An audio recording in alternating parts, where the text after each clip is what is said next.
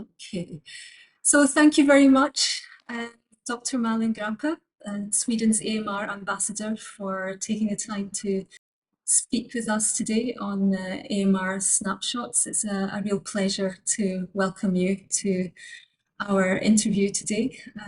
Yeah, over to you. Thank you so much, and thank you for inviting me. I'm really delighted to be here today.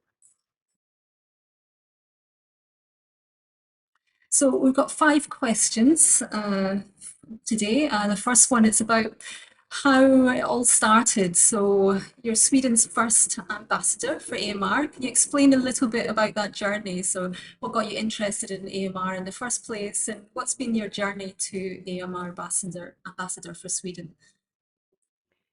You could say I've been a bit back and forth into this area, and my first contact with AMR was really during my pharmacist studies. I'm a pharmacist by training.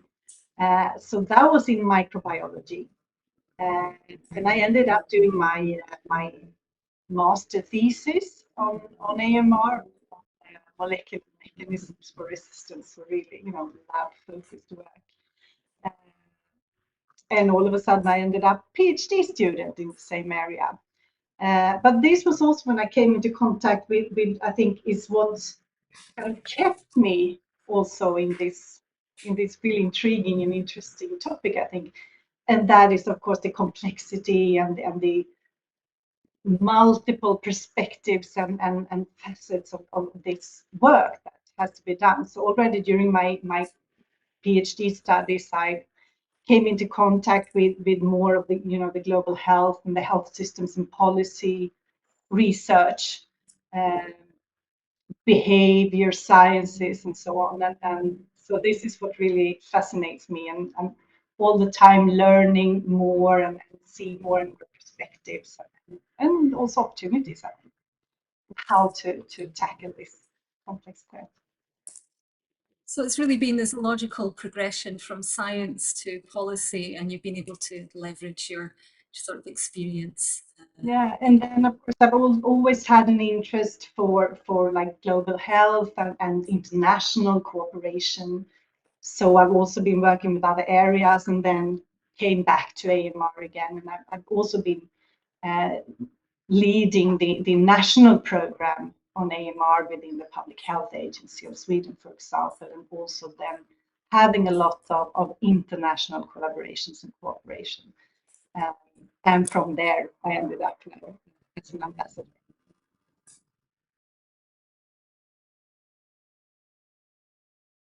So you've had a really busy period the first half of 2023. Sweden held the presidency of the European Council, and I think the whole community was really excited and really grateful to see that really strong focus on AMR during that time.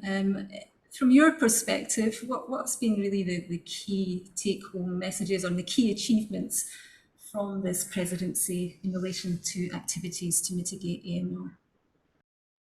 I must say we are really content with the outcomes from the Swedish presidency, especially thanks to the good cooperation and dialogue with the other member states and with the EU Commission.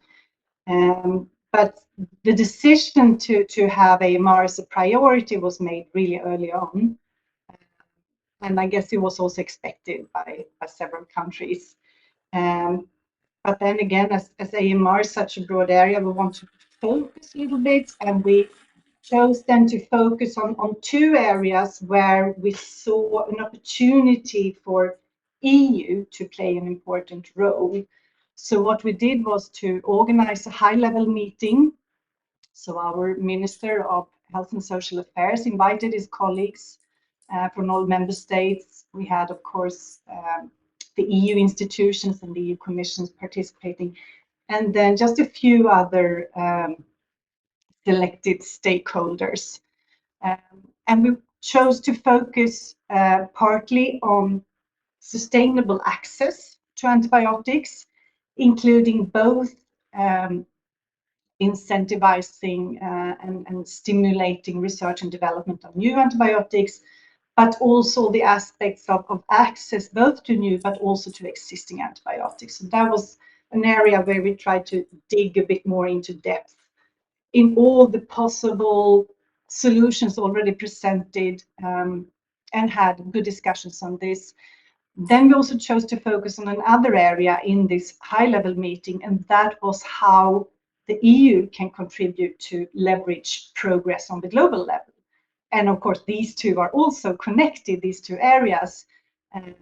But in this area, we also had a chance to discuss a little bit about the negotiations of a pandemic agreement and the upcoming high-level meeting in the UN General Assembly, for example.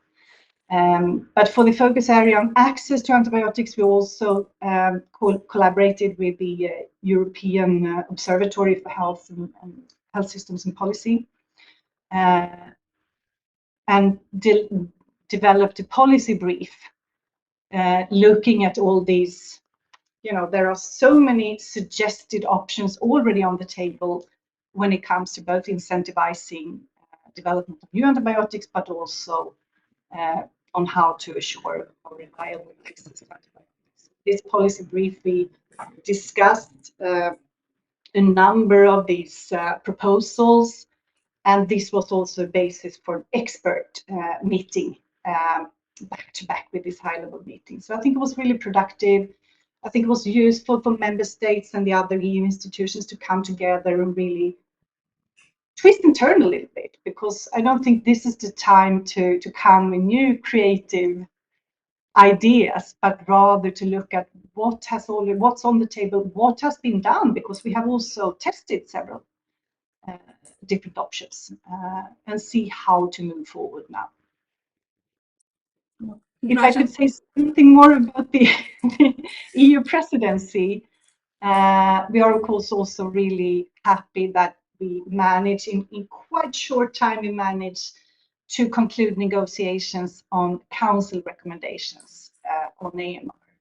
And we are really grateful to all the member states in these negotiations for their cooperative approach and their willingness and really high ambitions, I must say. So we are very happy to be able in a very short time adopt also new council recommendations on AMR at the very end of our presidency.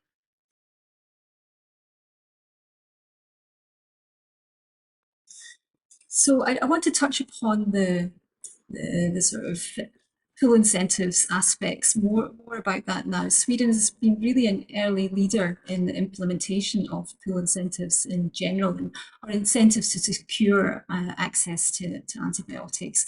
You know, your revenue guarantee pilot was started in 2019, and that was really focused on securing national access to antibiotics, and it's been a really great success. And so we really would be quite interested in knowing what the next steps for this model are. Are you going to broaden the remit out a little bit, you know, trying to stimulate R&D, or is this going to be kept for access to existing antibiotics?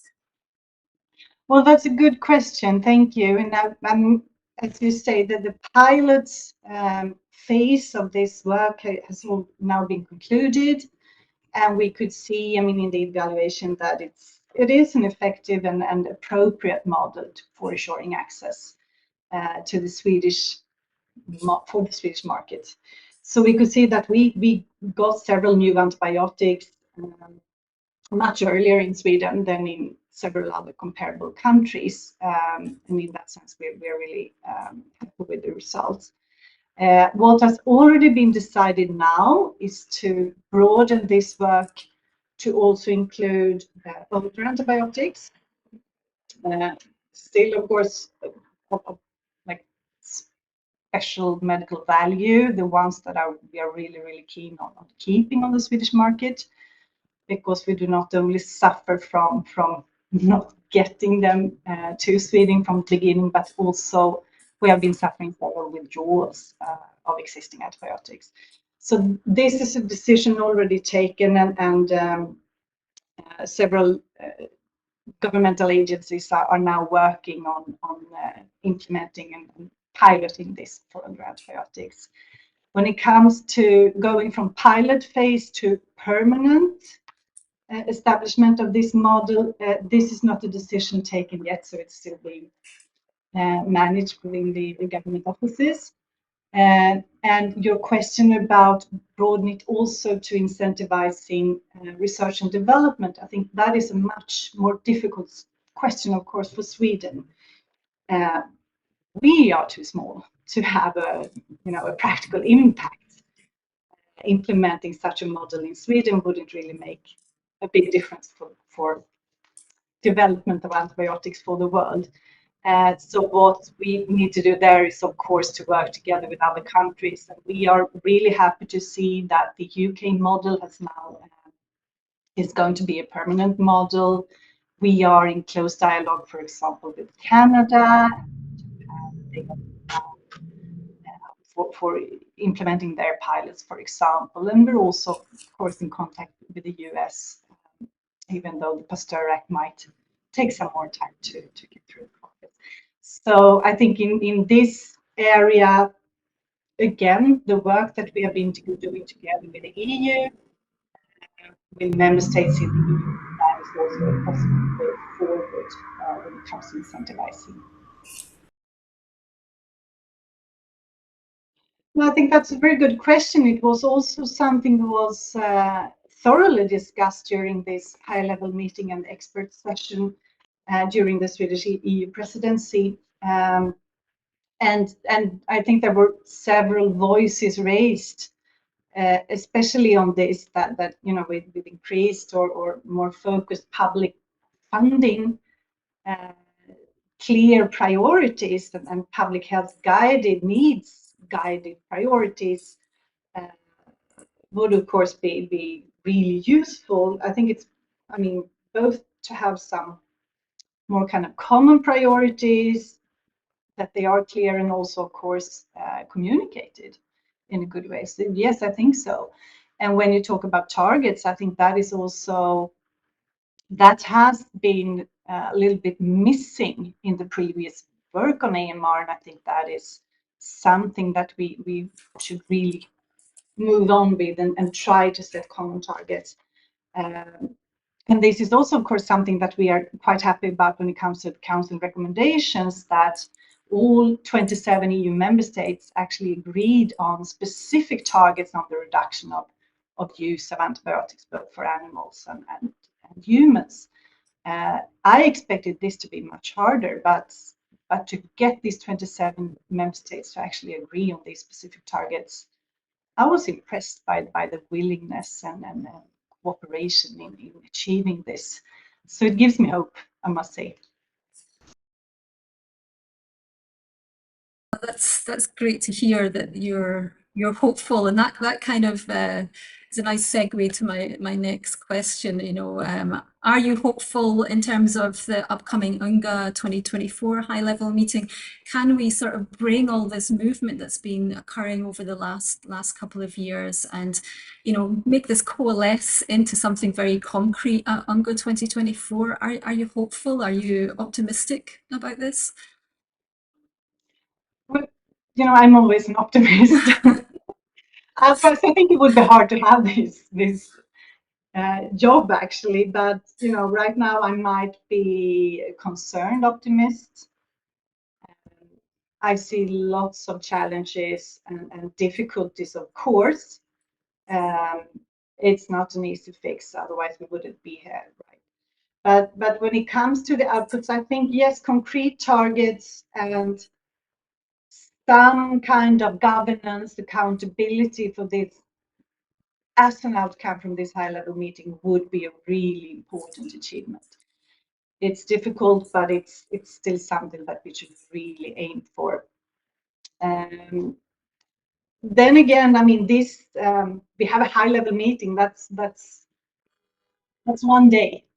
So I think the entire process running up to this high-level meeting is going to be a very important year to raise awareness, but also to kind of come together and see where we have chances for agreeing and really leveraging progress.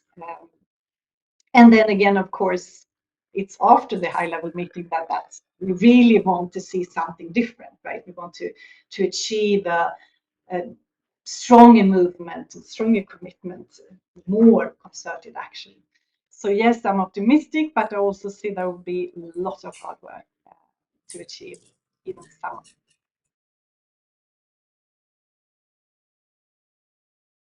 Well, what I do hope for in connection to what you said, that we have stronger collaboration, true partnerships between countries, between sectors, all parts of society, and seeing this as a common problem and a common opportunity to work together to overcome the effects of this increasing antimicrobial resistance that we still see today. Thank you, Malin. It's been a really interesting, short but very deep conversation about the challenges we're facing in AMR, and thanks again for taking the time to speak with me today. It's been a real pleasure. Thank you so much.